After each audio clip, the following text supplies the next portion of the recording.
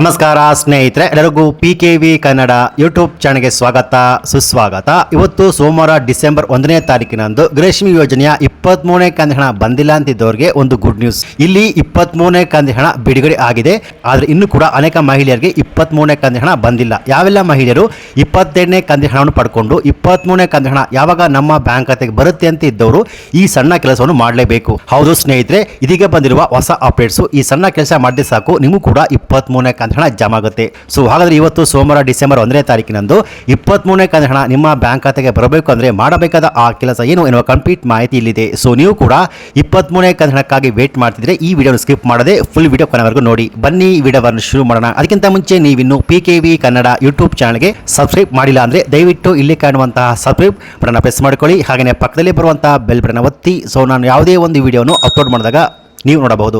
ಹೌದು ಸ್ನೇಹಿತರೆ, ಕೊನೆಗೂ ಇಲ್ಲಿ ಗೃಹಲಕ್ಷ್ಮಿ ಯೋಜನೆಯ 23ನೇ ಕಂತು ಹಣ ಬಿಡುಗಡೆ ಆಗಿದೆ. ಆದ್ರೆ ಇಲ್ಲಿ ಸ್ವಲ್ಪ ಜನ ಮಹಿಳೆಯ ಬ್ಯಾಂಕಿನ ಅಕೌಂಟ್ಗೆ ಮಾತ್ರ ಗೃಹಲಕ್ಷ್ಮಿ ಯೋಜನೆಯ 23ನೇ ಕಂತು ಹಣ ಜಮಾ ಆಗಿರುವಂತದ್ದು. ಆದ್ರೆ ಇನ್ನೂ ಕೂಡ ಅನೇಕ ಮಹಿಳೆಯರಿಗೆ ಗೃಹಲಕ್ಷ್ಮಿ ಯೋಜನೆಯ 23ನೇ ಕಂತು ಹಣ ಜಮಾ ಆಗಿಲ್ಲ. ಹಾಗೆಯೇ ಇವತ್ತು ಸೋಮವಾರ ಡಿಸೆಂಬರ್ 1ನೇ ತಾರೀಕಿನಂದು ಪೆಂಡಿಂಗ್ ಇರುವಂತಹ ಅಂದ್ರೆ ಯಾರಿಗೆ ಇನ್ನೂ ಕೂಡ 21, 22, 23 ಬಂದಿಲ್ಲ, ಇವತ್ತು 100% ನಿಮ್ಮ ಬ್ಯಾಂಕ್ ಖಾತೆಗಳಿಗೆ ಹಣ ಜಮಾ ಆಗುವಂಥದ್ದು. ಸೊ ಹಾಗೆಯೇ ಇಲ್ಲಿ 23, 24, 25 ಒಟ್ಟು 3 ಕಂತುಗಳು ಹಣ ಯಾವಾಗ ನಮ್ಮ ಬ್ಯಾಂಕ್ ಖಾತೆಗೆ ಜಮಾ ಆಗುತ್ತೆ ಅಂತ ಇದ್ದವ್ರಿಗೂ ಸರ್ಕಾರ ಇಲ್ಲಿ ಗುಡ್ ನ್ಯೂಸ್ ಅನ್ನು ಕೊಟ್ಟಿದೆ. ಹೌದು ಸ್ನೇಹಿತರೆ, ಇಲ್ಲಿ 23, 24, 25 ಒಟ್ಟು 6,000 ರೂಪಾಯಿ ಮಹಿಳೆಯ ಬ್ಯಾಂಕಿನ ಅಕೌಂಟ್ಗೆ ಒಟ್ಟಿಗೆ ಜಮಾ ಆಗುತ್ತೆ ನಾವು ಮಾಹಿತಿ ಲಭ್ಯವಾಗಿದೆ. ಸೊ ಹಾಗಾದ್ರೆ ಯಾವಾಗ ಮಹಿಳೆಯ ಬ್ಯಾಂಕಿನ ಅಕೌಂಟ್ಗೆ ಜಮಾ ಆಗುತ್ತೆ ಅಂದ್ರೆ ಇವಾಗ 23ನೇ ಕಂತು ಹಣ ಜಮಾ ಆಗ್ತಿದೆ.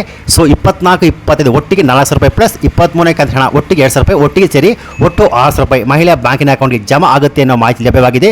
ಸೊ ಇಲ್ಲಿ ಇಷ್ಟು ದಿನ ಕಳೆದ ಒಂದು ತಿಂಗಳಿಂದ ಗೃಹಲಕ್ಷ್ಮಿ ಯೋಜನೆಯ 23ನೇ ಕಂತು ಹಣ ಯಾವಾಗಪ್ಪ ನಮ್ಮ ಬ್ಯಾಂಕ್ ಖಾತೆಗೆ ಜಮಾ ಆಗುತ್ತೆ ಅಂತ ವೇಟ್ ಮಾಡ್ತಿದ್ದ ಮಹಿಳೆಗೆ ಈಗ ಕೊನೆಗೂ ಗೃಹಲಕ್ಷ್ಮಿ ಯೋಜನೆಯ 23ನೇ ಕಂತು ಹಣ ಜಮಾ ಆಗ್ತಿದೆ. ಹೌದು ಸ್ನೇಹಿತರೆ, ಇವತ್ತು ಡಿಸೆಂಬರ್ 1 ಸೋಮವಾರ ಮಹಿಳೆಯ ಬ್ಯಾಂಕಿನ ಅಕೌಂಟ್ಗೆ ಗೃಹಲಕ್ಷ್ಮಿ ಯೋಜನೆಯ 23ನೇ ಕಂತು ಹಣ 2,000 ರೂಪಾಯಿ ಜಮಾ ಆಗುವಂಥದ್ದು. ಸೊ ಒಂದು ವೇಳೆ ನಿಮ್ಮ ಬ್ಯಾಂಕ್ ಖಾತೆಗೆ ಗೃಹಲಕ್ಷ್ಮಿ ಯೋಜನೆಯ ಪೆಂಡಿಂಗ್ ಹಣ ಅಂದ್ರೆ 22ನೇ ಕಂತು ಹಣ ಬಂದಿಲ್ಲ ಅಂತಿದ್ದವ್ರಿಗೂ ಇವತ್ತು 23, 22 ಒಟ್ಟು 4,000 ರೂಪಾಯಿ ಹಣ ಜಮಾ ಆಗುತ್ತೆ. ಸೊ ಒಂದು ವೇಳೆ ನಿಮಗೆ ಗೃಹಲಕ್ಷ್ಮಿ ಯೋಜನೆಯ 22, 23ನೇ ಕಂತು ಹಣ ಬಂದಿಲ್ಲ, 24ನೇ ಕಂತು ಹಣ ಬರಬೇಕು ಅಂದ್ರೆ ಕಡ್ಡಾಯವಾಗಿ ಈ ಕೆಲಸ ಮಾಡಬೇಕು. ಅದೇನಪ್ಪ ಅಂದ್ರೆ ನಿಮ್ಮ ಮನೆಯಲ್ಲಿ ಯಾರಾದರೂ IT GST ಫೈಲ್ ಮಾಡ್ತಿದಾರ ಒಮ್ಮೆ ಚೆಕ್ ಮಾಡ್ಕೊಳ್ಳಿ. ಒಂದು ವೇಳೆ ನಿಮ್ಮ ಮನೆಯಲ್ಲಿ ಯಾರಾದರೂ IT GST ಫೈಲ್ ಮಾಡ್ತಿದ್ರೆ ನಿಮಗೆ ಇನ್ನು ಮುಂದೆ ಯಾವುದೇ ಕಂತುಗಳು ಹಣ ಬರುವುದಿಲ್ಲ. ಜೊತೆಗೆ ನಿಮ್ಮ BPL ರೇಷನ್ ಕಾರ್ಡ್ ಕ್ಯಾನ್ಸಲ್ ಆಗಿ ಅದು ಆಟೋಮೆಟಿಕ್ ಆಗಿ APL ರೇಷನ್ ಕಾರ್ಡ್ ಆಗಿ ಚೇಂಜಸ್ ಆಗುವಂಥದ್ದು. ಯಾಕೆಂದ್ರೆ ಇವಾಗ ರಾಜ್ಯ ಸರ್ಕಾರ BPL ರೇಷನ್ ಕಾರ್ಡ್ ಪಡೆದುಕೊಂಡು IT GST ಫೈಲ್ ಮಾಡ್ತಿರುವವರ ರೇಷನ್ ಕಾರ್ಡ್ಗಳ ಪರಿಷ್ಕರಣೆಗೆ ಮುಂದಾಗಿರುವಂಥದ್ದು. ಸೊ ಈಗ ಆಲ್ರೆಡಿ ಅನೇಕ ಜನರ BPL ರೇಷನ್ ಕಾರ್ಡ್ ಕ್ಯಾನ್ಸಲ್ ಆಗಿ ಅವರಿಗೆ APL ರೇಷನ್ ಕಾರ್ಡ್ ಸಿಗ್ತಾ ಇದೆ. ಸೊ ಹಾಗಾಗಿ ಒಂದು ವೇಳೆ ನಿಮ್ಮ ಮನೆಯಲ್ಲಿ ಅಥವಾ ನೀವು ಅಥವಾ ನಿಮ್ಮ ಮಕ್ಕಳು ಯಾರಾದರೂ IT GST ಫೈಲ್ ಮಾಡ್ತಾರ ಒಮ್ಮೆ ಚೆಕ್ ಮಾಡ್ಕೊಳ್ಳಿ ಸ್ನೇಹಿತರೆ. ಹಾಗೆಯೇ ನಿಮ್ಮ ಬ್ಯಾಂಕಿನಲ್ಲಿ ಆಧಾರ್ ಕಾರ್ಡ್ EKYC ಅಪ್ಡೇಟ್ ಆಗಿದೆ ಚೆಕ್ ಮಾಡ್ಕೊಳ್ಳಿ. ಆಧಾರ್ ಕಾರ್ಡ್ ಪಡೆದುಕೊಂಡು 15 ವರ್ಷ ಆಗಿದ್ರೆ ಪ್ರತಿಯೊಬ್ಬರು ಕೂಡ ತಮ್ಮ ಆಧಾರ್ ಕಾರ್ಡ್ ಅಪ್ಡೇಟ್ ಮಾಡಿಕೊಳ್ಳಬೇಕು. ಅಂದರೆ ನಿಮ್ಮ ಆಧಾರ್ ಕಾರ್ಡ್ನಲ್ಲಿ ಫೋಟೋ ಇರ್ಬೋದು, ಅಡ್ರೆಸ್ ಇರ್ಬೋದು, ಅಥವಾ ಹೆಸರು ಇರ್ಬೋದು, ಅಥವಾ ಮೊಬೈಲ್ ನಂಬರ್ ಇರ್ಬೋದು, ಅಪ್ಡೇಟ್ ಮಾಡಿಕೊಳ್ಳಲೇಬೇಕು, ಕಡ್ಡಾಯವಾಗಿ ಮಾಡಿಕೊಳ್ಳಬೇಕು. 24 ಪ್ಲಸ್ 25ನೇ ಕಂತು ಹಣ ಯಾವಾಗ ನಮ್ಮ ಬ್ಯಾಂಕ್ ಖಾತೆಗೆ ಜಮಾ ಆಗುತ್ತೆ ಅಂದ್ರೆ ಇಲ್ಲಿ ರಾಜ್ಯ ಸರ್ಕಾರ ಇವಾಗ ಗೃಹಲಕ್ಷ್ಮಿ ಸಂಘವನ್ನು ಸ್ಥಾಪನೆ ಮಾಡಿದ್ದಾರೆ ಎನ್ನುವ ಮಾಹಿತಿ ಲಭ್ಯವಾಗಿದೆ. ಸೊ ಹಾಗಾಗಿ ಈ ಗೃಹಲಕ್ಷ್ಮಿ ಸಂಘಕ್ಕೆ ಯಾರು ಜಾಯಿನ್ ಆಗಬೇಕು ಅಂತ ಇಷ್ಟಪಡ್ತಾರೋ ಅವರ ಇಷ್ಟ, ಪ್ರತಿಯೊಬ್ಬರು ಕೂಡ ಕಡ್ಡಾಯವಾಗಿ ಜಾಯಿನ್ ಆಗಬೇಕಂತಿಲ್ಲ. ಅವರ ಇಷ್ಟ, ಯಾರಿಗೆ ಇಷ್ಟ ಇದೆ ಅವರು ಮಾತ್ರ ಜಾಯಿನ್ ಆಗಬಹುದು.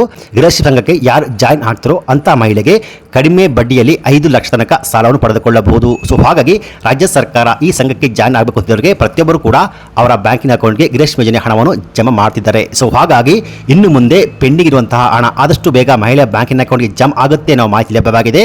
ಸೊ ಹಾಗಾಗಿ ಇವತ್ತು ಸೋಮವಾರ ಡಿಸೆಂಬರ್ 1ನೇ ತಾರೀಕಿನಂದು ಗೃಹಲಕ್ಷ್ಮಿ ಯೋಜನೆಯ ಪೆಂಡಿಂಗ್ ಇರುವಂತಹ 23ನೇ ಕಂತು ಹಣ ಜಮಾ ಆಗುತ್ತೆ. ಜೊತೆಗೆ ಬಾಕಿ ಇರುವಂತಹ 24ನೇ ಕಂತು ಹಣ ಇದೇ ಇನ್ನೊಂದು ವಾರದ ಒಳಗಾಗಿ ಮಹಿಳೆಯ ಬ್ಯಾಂಕಿನ ಅಕೌಂಟ್ಗೆ ಜಮಾ ಆಗುತ್ತೆ ಎನ್ನುವ ಮಾಹಿತಿ ಲಭ್ಯವಾಗಿದೆ. ಯಾಕೆಂದ್ರೆ ಇವಾಗ 23ನೇ ಕಂತು ಹಣ ಜಮಾ ಆಗಲು ಶುರುವಾಗಿದೆ. ಸ್ವಲ್ಪ ಜನ ಮಹಿಳೆಯ ಬ್ಯಾಂಕಿನ ಅಕೌಂಟ್ಗೆ 23ನೇ ಕಂತು ಹಣ ಜಮಾ ಆಗಿದೆ ಎನ್ನುವ ಮಾಹಿತಿ ಲಭ್ಯವಾಗಿದೆ. ಸೊ ಇನ್ನು ಕೂಡ 23ನೇ ಕಂತು ಹಣ ಎಲ್ಲರಿಗೂ ಜಮಾ ಆಗಬೇಕು ಅಂತಿದ್ರೆ ಇನ್ನೊಂದು ವಾರ 10 ದಿನ ಆಗಬಹುದು. 23ನೇ ಕಂತು ಹಣ ಜಮಾ ಆದಮೇಲೆ 24ನೇ ಕಂತು ಹಣ ಎಲ್ಲ ಮಹಿಳೆಯ ಬ್ಯಾಂಕಿನ ಅಕೌಂಟ್ಗೆ ಜಮಾ ಆಗುತ್ತೆ ಎನ್ನುವ ಮಾಹಿತಿ ಲಭ್ಯವಾಗಿದೆ.